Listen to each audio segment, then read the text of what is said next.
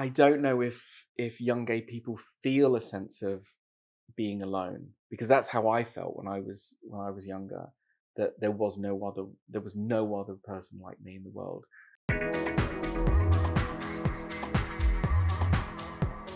Pride to me has changed over the years. In the early days, it was all about sort of standing up in front of the world and saying, this is me, this is who I am, embracing something that you'd been told for years to keep under wraps and keep down and keep on the low. You know, don't don't let anyone know. And all of a sudden you don't have to worry about that. But as the years go on, it's like you find yourself becoming more about sort of the you do I don't know, you do find yourself getting more political and thinking it's more about the the acceptance of gay people from others. Um, so it changes. My visions of my view of pride changes each year, depending on what's going on at the minute, and what's going on at the time. Um, but this year for Pride for me, I think it's just going to be a celebration of getting through an absolute shitty year and getting through the other side and getting together with your friends and just celebrating. It's just a time to sort of it's a time to really sort of embrace how much we've got, but also how much more we need to get. So yeah, I can't wait for this year's Pride. I think I'm gonna try and go to all of them. I did cry at Pride. That first Pride I went to with Holly Johnson singing and the fireworks happening. Um, yeah, that was quite an emotional, tear jerky moment. Because I think it was my first time being surrounded by other gay people, like, you know, being sort of a closeted gay kid at school. No one knows you're gay. Well, everyone knows you're gay, but you don't know anyone else.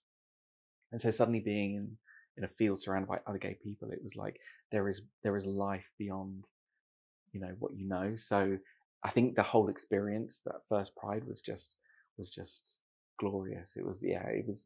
God, did I shed a tear or two? I was helping some friends get made up for in drag. So it was a group called Mad Drag, and it's like a drag group, and they do charity nights to raise money um, for the Mad Trust. And you know they do really they do great performances, but they're absolutely shocking at makeup. So I helped them do the makeup. We spent hours doing the makeup, and then and we just were having so much fun. And then we went off, and they were performing on stage um, in Trafalgar Square, and just to see. I think the thing is, it's just being surrounded by gay people, seeing your friends up on stage performing, killing it, and everyone just enjoying it and being a part of that was just the most amazing experience. It's just, you know what, sometimes sometimes the gay community can be really uh fractured and, you know, a bit sort of like um miscommunication. And I find Pride is really a moment where all those all those different areas of the community can really come together and reconnect on this one thing that we all stand for, and that I just think is a really beautiful moment. When I was young and going to Pride, you know, it was your only moment to connect with other gay people because there was actually no internet. Um, so whereas nowadays there isn't this there isn't this lack of connection. So, you know, it's I don't know if young gay people feel a sense of being alone, because that's how I felt when I was younger, that there was no other person like me in the world, and going to Pride gave me a feeling of community and belonging and acceptance.